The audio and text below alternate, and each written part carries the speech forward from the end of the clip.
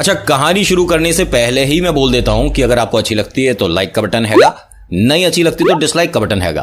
और अगर चैनल पर पहली बार आए और सोच रहे हो कि हम सब्सक्राइब करें ना करें तो 2-3 वीडियो देख लीजिए, उसके बाद आप बताइएगा कि सब्सक्राइब किया या नहीं किया। मुझे बताना जरूर, क्योंकि यहां पर सब्सक्राइबर एक भी नहीं है। आप कहोगे कि नितिन हम तो देख रहे हैं, लिखने को तो वहां सब्सक्राइबर लिखा हुआ है, लेकिन एक भी सब्सक्राइबर नहीं है मेरे इस परिवार में। सब परिवार का हिस्सा है, फैमिली है। कोई कजन मान लो, कोई बड़ा भाई, कोई छोटी बहन, कोई हमारी मम्मी की उम्र है, कोई हमारी ताई जी है, कोई मौसी है, कोई मौसा है, और कुछ जलने वाले पकोड़े भी हैं।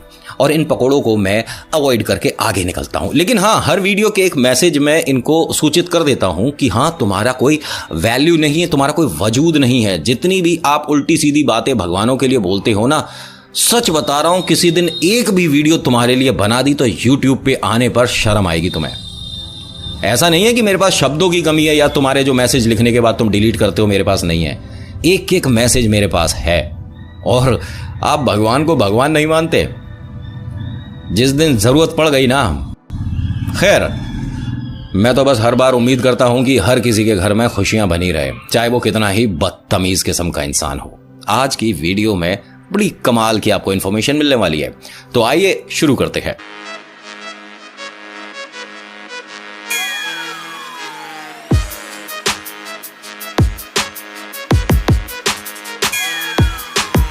आज की कहानी है महाराष्ट्र के पीपल गांव की। यहां पर प्राचीन काल से एक श्री हनुमान जी का मंदिर है, प्रचलित मंदिर है, और बहुत सारे लोगों ने उस मंदिर को देखा भी होगा या उनके बारे में सुना भी होगा। मंदिर की खासियत जानिए। सबसे पहले वहां पर जाने का जो रास्ता है, जब आप मंदिर तक पहुंचते हैं, जंगलों के रास्ते से होता हुआ गुजरता है और बहुत ज्यादा खराब है, ऊबड़ खाबड़ है, गड्ढे हैं, बहुत सारी परेशानियां हैं, कभी कभी पेड़ भी गिरे मिल जाते हैं। तो वहां गाड़ी से पहुंचना थोड़ा सा मुश्किल है, तो लोग या तो पैदल या साइकिल से जाना ज्यादा सही समझते हैं। और कमाल की बात यह है, जिसे लोग चमत्कार भी बोलते हैं और जो कि है भी, जब मंदिर में श्री बजरंगबली के दर्शन करके वापस आ रहे होते हैं ना, तो ये अड़चनें गायब सी हो जाती हैं। ना ज्यादा गड्ढे मिलते, ना कोई पेड़ गिरा मिलता, और ना रोड टूटी फूटी मिलती। और तो और जो मेन वजह है ना इस मंदिर की, वो तो आसपास कहीं भटकती भी नहीं है। मेन वजह क्या है?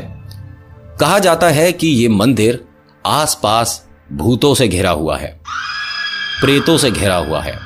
यहां मान लीजिए कि आप अकेले जा रहे हैं दर्शन करने, आपके साथ कोई भी नहीं है, लेकिन तब भी मंदिर तक पहुंचने से पहले आपको आपके साथ कोई ना कोई महसूस हो जाएगा। दोबारा समझाने की कोशिश करता हूं।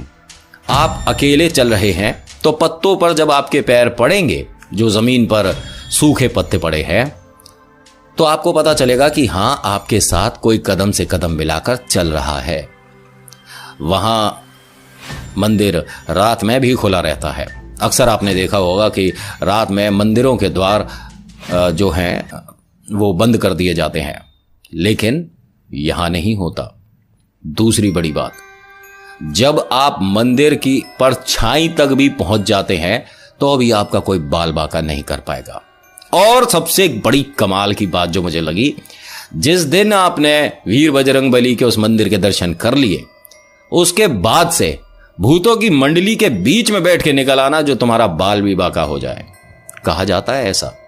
काफी साल पहले कुछ विदेशी साइंटिस्ट आए थे, ठीक है, और उन सभी ने इस बात को झुटला दिया कि यहां ऐसा कुछ नहीं होता। हां, चारों तरफ से जंगल है तो जंगली जानवरों के चलने की आवाज हो सकती है, हवा जब चलती है जंगल में तो कुछ अलग ही साउंड आती है। तो ये सब वो है, आप डरिए मत, ऐसा कुछ नहीं होता, ये कुछ है ही नहीं।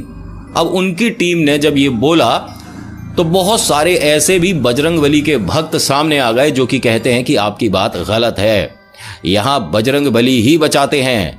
आप साइंटिस्ट हैं, आपने साइंस पढ़ी है, आप किताबों का ज्ञान रखते हैं, लेकिन किताबें धरी की धरी रह जाती हैं जब असल जिंदगी में ऐसा कुछ आप देखते हैं। कुछ भी आपके सामने आ गया तो तब क्या आप किताब खोलकर पढ़ेंगे कि इससे कैसे बचना है? आप यकीन मानिए ऐसा होता है, लेकिन वो सब तो भैया पढ़े लिखे निकले। किसी ने यकीन नहीं करा। और ये पूरा गांव जो है, जो पीपल गांव है, ये बजरंगबली की छत्र छाया में है। तो यहां इस तरह के खेल नहीं हो पाते। सभी ने कहा उन साइंटिस्ट लोगों से कि आप हो पाए तो एक भक्त अपने साथ लेकर जाइए और हनुमान चालीसा का पाठ करते जाइए, आपको ये शक्तियां परेशान नहीं करेंगी। लेकिन उन्होंने कुछ नहीं माना। कहा जाता है कि 5 लोगों की टीम गई थी कैमरे लेके। ना तो कैमरे काम करे और ना ये सब मंदिर तक पहुंचे, ना तो श्रद्धा, ना बजरंगबली को भगवान मानते, तो इन्हें वहां तक पहुंचने ही नहीं दिया गया तीसरी शक्ति ने। और जब ये लोग निर्धारित समय वापस नहीं लौटे ना, तो एक टीम और भेजी गई कि भैया उन्हें ढूंढ कर लाओ, वो है कहां। तो कुछ भक्त भी गए मदद करने के लिए, देखने के लिए, तो उनमें से कोई नहीं मिला। कमाल की बात देखिए, 3 दिन बाद उस मंदिर से 27-28 किलोमीटर दूर एक बजरंगबली का और छोटा सा मंदिर है, जो कि वहां के लोगों ने बना रखा था, बहुत छोटा सा प्यारा सा। उसके इर्द गिर्द पाए गए बेहोश। उन्हें कुछ याद ही नहीं। उन्हें बस ये पता है कि जब हम चल रहे थे तो एकदम सामने कोहरा आ गया था और किसी ने हमारे कंधों पर बहुत सारा वजन रख दिया था। समझदार को इशारा काफी है। खैर, यहां अभी मैं आपको बताता हूं इस मंदिर से जुड़ी ऐसी कहानी, ऐसी कथा जो कि आपको पता होगी अगर आप बजरंगबली के भक्त हैं। अगर नहीं तो आज इस कहानी के बाद से आप हनुमान चालीसा पढ़ने लग जाएंगे। इसी गांव में एक लड़का रहता था अपने पिता के साथ। नाम है उसका दीपक, नाम परिवर्तित। इसके पिता जो हैं वो उस जंगल को पार करके, ठीक है, शहर की तरफ जाते थे और अपना सामान वगैरह जो उनका है, जैसे मटके बनाना, चटाई वगैरह बनाना या छोटे छोटे घड़े बनाना, इस टाइप का उनका काम था, वो जाकर शहर में बेचते थे। और ये जो दीपक है ये भी अपने पिता के इस काम में हाथ बटाता है। बड़ा होनहार सा बच्चा है और बजरंगबली का परम भक्त है। सुबह दोपहर शाम बिना बजरंगबली को याद करे इसकी सांस नहीं चलती, इतना परम भक्त है। मंदिर में ये मानिए कि हफ्ते में 5 दिन तो ये ही पूजा करता है, ये ही चोला चढ़ाता है।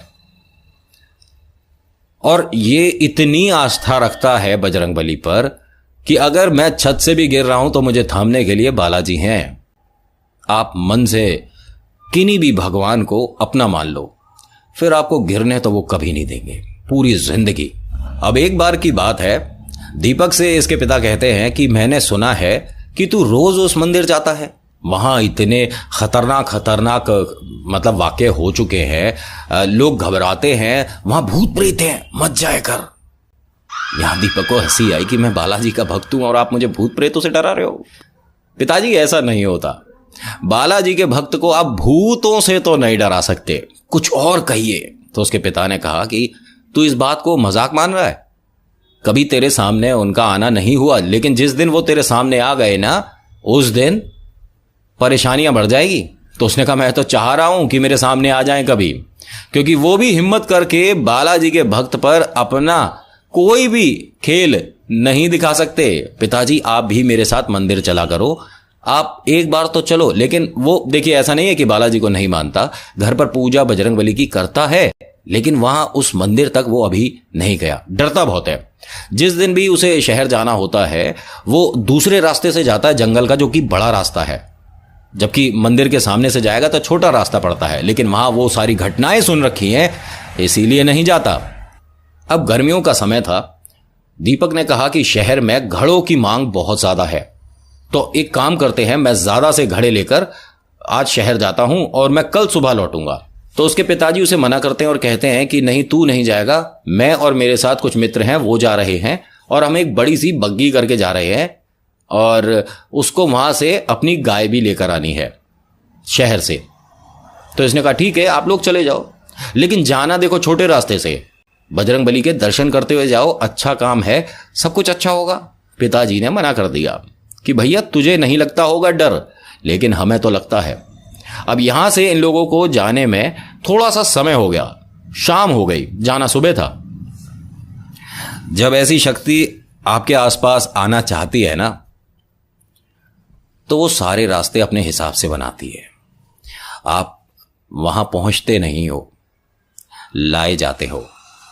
ये मानिए कि आपको कोई गाइड कर रहा है, या आपको आपके घर से यहां तक किस तरह से लाना है, सारी तैयारियां कोई और ही करता है और आप सोचते हो कि आप कर रहे हो। गलत फहमी है। अब ये अपने मित्रों के साथ जब उधर से निकल रहा था तो आधे रास्ते में ही इन्हें कुछ आवाजें महसूस होनी शुरू हो गई। सब लोग डरने लगे। उनमें से एक रोज मंदिर जाता था, हनुमान चालीसा पढ़ता था, बालाजी का भक्त है। उसने कहा डरने की जरूरत नहीं है, सिर्फ हनुमान जी का नाम लेते रहो, तुम्हारे सामने कुछ भी आ जाए डरना मत, सिर्फ बजरंगबली का नाम लो, काफी है। अब ये सब जय वीर बजरंगबली और हनुमान चालीसा पढ़ते हुए वहां से निकल रहे थे तो इसके पिताजी ने पहली बार उस मंदिर को पार किया। हाथ जोड़े, भगवान से क्षमा मांगी कि मैं बहुत समय बाद आ पाया, अभी तक मुझे आ जाना चाहिए था लेकिन मैं नहीं आया, माफ करिए। आगे चलते हैं, शहर पहुंचते हैं। ध्यान से सुनिएगा। इन सभी ने वहां पर अपना अच्छा सा व्यापार किया, सबके घड़े बिक गए और जिसने गाय लेनी थी उसने भी अपनी गाय ली शहर से। अब ये लौट रहे हैं।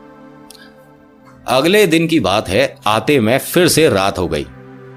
अच्छा, एक चीज आपको और बता देता हूं कि तीसरी शक्ति कभी भी इर्द गिर्द होती है तो गाय को सबसे पहले दिख जाती है। कभी भी देखिएगा आपके आसपास शहर में भी अगर गाय किसी खूंटे से बंधी है और वो एकदम से अपना सिर सींग हिला रही है और कुछ अलग ही आवाज निकाल रही है तो समझिए कि कोई तीसरी शक्ति करवट बदल रही है या वो वहां से सरक कर कहीं और जा रही है। शहर में बता रहा हूं मैं, ये गांव में तो आपको बहुत जगह बहुत कुछ दिख सकता है लेकिन शहर में भी ऐसा आपको महसूस हो सकता है। जो आप रोने की आवाजें सुनते हो, बहुत से लोग कहते हैं कुत्ते रोते हैं तो अपशगुन होता है, लेकिन इनको भी बहुत पहले ये तीसरी शक्ति दिख चुकी होती है और सबसे पहले गाय को दिखती है। कभी किसी से पूछिएगा, अगर आपको ऐसा लगता है ना नितिन फेंक रहा है, झूठ बोल रहा है, मजाक कर रहा है, मनगढ़ंत कहानी सुना रहा है, तो एक बार जाकर पता करिएगा किसी ऐसे से जो कि पैरानॉर्मल एक्टिविटी को जानता हो। अब ये सब वापसी कर रहे हैं, दीपक के पिताजी और इनके 4 मित्र, और उसी रास्ते से निकलना है। लेकिन मन में आया कि क्यों ना जंगल से कुछ मीठे से फल और ले लिए जाए। अभी हम इतने सारे लोग हैं, ले जाएंगे अच्छे सी मात्रा में भरकर और घर पर खाने के काम आएगा, अड़ोस पड़ोस में लोगों को देंगे, बच्चों को बांटेंगे। तो सब ने जंगल में जाकर अब फलों को तोड़ना शुरू कर लिया। अब इनके पास काफी मात्रा में फल हो गए, लेकिन गाय को इस तरह करता देख सबसे पहले दीपक के पिता डर गए। उन्होंने कहा कि कुछ आसपास गलत है, कुछ गड़बड़ हो सकती है, मुझे ऐसा लगता है क्यों ना हम चलें, फल हम सुबह आके ले जाएंगे। तो सबने कहा कि तू डरता बहुत है, डरने की कोई जरूरत नहीं है, हम सब है ना। लेकिन उन्होंने कहा कि मुझे तो घर जाना है और मैं अब रुक नहीं सकता, जो फल आप लाओगे वो उसी में से बांट लेंगे, लेकिन मैं जा रहा हूं। तो किसी ने कहा कि एक काम कर, फिर अगर तुझे जाना ही है तो गाय ले जा और अब मैं सुबह तेरे से ले लूंगा। उसने कहा ठीक है। अब उसने गाय को और थोड़े से फलों को लेकर चलना शुरू करा। तो मंदिर के रास्ते से ही उसे जाना है, लेकिन अभी मंदिर दूर है। इसे कुछ आवाजें आनी शुरू हो गई, हल्की हल्की सी इसे इसके साथ चलते हुए कदमों की आवाजें आनी शुरू हो गई। और कभी तो एकदम इसे लगता है कि इसके सामने से कोई गया है और कभी इसे यह लगता है कि पीछे से किसी ने इस पर कुछ हाथ या कोई वजन या ये मानिए कि गीला बहुत सारा कपड़ा इस तरह से कुछ रखा है। बार बार वजन बढ़ रहा है इसके शरीर पर। डर बहुत रहा है लेकिन मंदिर तक पहुंचना चाहता है। कहा जाता है कि इस मंदिर के आसपास वो शक्तियां इतनी हावी हो जाती हैं कि कुछ लोग मंदिर तक पहुंच भी नहीं पाते। अब रोड खराब है, चल नहीं पा रहा है, लेकिन गाय और फल को छोड़ भी नहीं सकता। तभी गाय इस तरह से ये समझिए कि कुछ परेशान हुई, उसने अपने आप को इससे छुड़ा लिया और वो गांव की तरफ भाग गई। ठीक है, इसके हाथ से फल वगैरह छूट गए और जब इसके हाथ से फल छूटे तो एक फल इसके आगे गिरा, जो उसे जब ये उठा रहा था तो फल के बिल्कुल पास नजदीक में किसी के इसे पैर दिखे। वो पैरों का साइज ये मानिए कि बहुत बड़ा था और उसके बाद ये बेहोश हो गया। जब इसकी आंख खुली तो ये घर पर था। इसने घर पर सभी को यह बात बताई, लेकिन सबने सोचा झूठ बोल रहा है, मजाक कर रहा है, डराना चाहता है कि कोई उस रास्ते से ना जाए। किसी ने इसकी बात नहीं मानी, और तो और इसके बेटे ने भी उस बात को नजरअंदाज कर दिया। अगला दिन हुआ, पिताजी बहुत परेशान हो रहे हैं, तबीयत खराब है, बुखार तेज है। और जब तीसरी शक्ति इस तरह से आप पर हावी होती है तो सबसे पहला, जिसे कहते हैं ना, सिम्टम यही होता है, तबीयत खराब होना या बुखार होना या ज्यादा खाना। यह भी एक तरह का सिम्टम है। ठीक है, अभी यहां दीपक को इस बात का अंदाजा नहीं है कि कोई पिता के साथ घर तक आ गया है। अगर पता हो तो ये जब बजरंगबली का भक्त है तो बालाजी से अरदास लगाएगा, पिताजी ठीक हो जाएंगे। लेकिन अभी ये सोच रहे हैं कि पिताजी बीमार हैं, जैसे हो जाते हैं लोग बीमार। समझ रहे हो ना मैं क्या समझा रहा हूं? अब गांव से एक वैद्य जी को बुलाया जाता है, वो नब्ज वगैरह देखते हैं, वो कहते हैं कि कोई परेशानी नहीं है, कोई बीमारी नहीं है, इसका शरीर समझ नहीं आ रहा कि किस वजह से इतना तप रहा है। और कमाल की बात देखिए कि अगर शरीर तप रहा है तो आदमी ऐसे में कुछ खाने के बारे में भी सोच नहीं सकता। लेकिन दीपक ने बताया कि पिताजी अभी तक तकरीबन 30 से 40 रोटी खा चुके हैं। अब उन्होंने कहा कि वैसे पिताजी की खुराक कितनी थी? उन्होंने कहा 2 रोटी खाते हैं, लेकिन आज मुझे समझ नहीं आ रहा। और कुछ नहीं तो कुछ नहीं, वैद्य जी कम से कम 10 लीटर दूध पी चुके हैं और मुझे अभी भी नहीं समझ आ रहा कि ये पहली बार इस तरह पिताजी की तबीयत मैंने खराब होती देखी है। समझ नहीं आ रहा क्या हो रहा है। उन्होंने कहा कि आपको बड़े वैद्य को बुलाना होगा, यानी बड़े डॉक्टर जो शहर से आएंगे वो ही देखेंगे, हमारी तो समझ के बाहर है। अब इस बातचीत में, इस सारे सिलसिले में रात हो चुकी है, बाहर बारिश हो रही है, तो वो कहते हैं सुबह जाकर डॉक्टर को ले आना शहर से। वो कहता है सुबह तक देर हो जाएगी, मैं अभी जाऊंगा। सब मना करते हैं कि तू छोटे रास्ते से जाएगा, मंदिर का रास्ता वैसे ही खराब है, आपको भी पता है कि दीपक वहां पे क्या सब कुछ होता है। उसने कहा मैं बालाजी का भक्त हूं, बजरंगबली के चेले पर कोई नजर नहीं डाल सकती तीसरी शक्ति। आप मुझे डरा रहे हो, और अब तो फिलहाल मेरे पिता की जिंदगी का सवाल है, तो कौन रोकेगा मुझे? वो जय बजरंगबली बोलकर अपनी साइकिल लेकर निकल गया। जैसे ही उसी रास्ते पर पहुंचा मंदिर के आसपास, इसकी साइकिल पर यह मानिए कि पीछे कोई बैठ गया। वजन बढ़ गया इसकी साइकिल का। ना तो कोई चढ़ाई है, ना गड्ढे बहुत ज्यादा। साइकिल पर ये दोनों पैरों से बहुत हिम्मत से, ताकत से आगे बढ़ने की कोशिश कर रहा है, लेकिन साइकिल खिंच नहीं रही। यहां इसके मन में हल्का सा डर का एक, जिसे कहते हैं ना, सरसरी सी आई, और इसने बस ये सोचा कि किसी तरह मंदिर तक पहुंचूं, बाकी तो मैं देख लूंगा। साइकिल को वहीं छोड़ता है और पैदल पैदल चलना शुरू कर देता है। पीछे नहीं देख रहा, क्योंकि पीछे देखने पर इन शक्तियों को आप आमंत्रित कर देते हो, बुला लेते हो। इसको पीछे से आवाजें आने लगी, दीपक कहां जा रहा है? तेरे पिता के साथ तो हम 3 जने आए हैं। अब इसे समझ आ गया कि यह क्या हो रहा है। तेरे पिता को तो हम तेरे पहुंचने से पहले ले जाएंगे, तू यहां कहां जा रहा है? दीपक सुन तो सही हमारी बात। और ये जो आवाजें थी ना, ऐसा नहीं कि कुछ अजीब सी या कुछ डरावनी आवाजें, साधारण, जैसे कि कोई गांव का आदमी पीछे से इसे आवाजें दे रहा हो। बहुत सारे लोग इनको छलावा भी बोलते हैं, जो कि किसी भी रूप में आपसे बात कर सकता है। लेकिन छलावा जब, अच्छा इसके बारे में मैं आपको बाद में बताऊंगा। छलावे को जिन्होंने देखा है, एक को तो मैं भी जानता हूं, पर्सनल टच में है, हमारे एक दोस्त हैं, उनके जो गाड़ी चलाते हैं भैया, उन्होंने देखा भी है। और अभी फिलहाल पिछले साल की बात है, ये वाली भी आपको मैं जरूर बताऊंगा, एकदम याद आया मुझे। अब यहां दीपक को लगने लगा कि हाँ, वास्तव में कोई ना कोई समस्या हो रही है, और जो ये बोल रहे हैं अगर ऐसा है तो मुझे वैद्य जी तक जाने की जरूरत नहीं, मेरे वैद्य तो मेरे बालाजी हैं, वो ही ठीक करेंगे। अब मेरे पिताजी को मैं डॉक्टर तक पहुंचूंगा ही नहीं। अब मंदिर जब इसे दिखना शुरू हुआ, उस समय इसके पास ये मानिए इतनी आवाजें आ रही थीं कि अगर कोई बालाजी का भक्त ना होता तो डर के मारे वहीं गिर जाता। लेकिन ये बजरंगबली का चेला है जी, कितनी भी हिम्मत कर लो कैसे डरा दोगे? उन्होंने पूरी कोशिश करी, आसपास कुछ ऐसी घटनाएं हो रही थीं जो कि देखने में बड़ी डरावनी थी। सफेद कपड़े में कुछ सरक रहा है आसपास, इसे ऐसा लगा, लेकिन पलट कर नहीं देख रहा। इसके पैरों के बिल्कुल पास में किसी के पैर हैं और वो चल रहा है इसके साथ साथ, ये पलट कर नहीं देख रहा।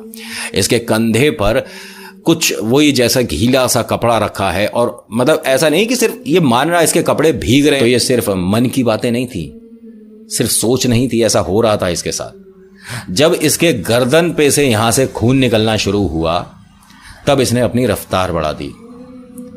जैसे तैसे कर कर ये बजरंगबली तक पहुंचा है, और फिर तो उसके बाद हवा बिल्कुल शांत हो गया। बाहर जितनी भी अजीब अजीब आवाजें आ रही थी ना, इसे बुलाने वाली भी, सब शांत हो गई। एक आवाज नहीं आ रही। बजरंगबली के पास जाकर बैठता है और बोलता है, अरे कोई है बाहर, जरा दो दो हाथ हो जाएं। अब मेरे कोतवाल मेरे साथ हैं, देखूं तो सही कौन है जो कि मेरे पिता को ले जाएगा या मुझे ले जाएगा, कोई तो सामने आओ। एक आवाज नहीं आ रही बाहर से। बालाजी के कदमों से थोड़ा सा टीका लेता है, अपने लगाता है। बालाजी के चोले से थोड़ा सा टीका लेता है, मंदिर का प्रसाद लेता है और हाथ हिलाता लहराता बहुत खुश अपने घर पहुंचता है। घर पर जाकर जैसे ही पिताजी के माथे पर बजरंगबली का टीका लगाता है, उनकी आंखें खुल जाती हैं। उन्हें प्रसाद देता है और फिर ये मानिए कि 1 सेकंड में उनका बुखार उतर जाता है। अब जब ये सारी बातें दीपक ने पूरे गांव को बताई है, उसके बाद से पूरे गांव में एक भी इंसान ऐसा नहीं है जो रोज मंदिर जाकर हनुमान चालीसा ना करता हो। बोलो पवन पुत्र हनुमान की जय।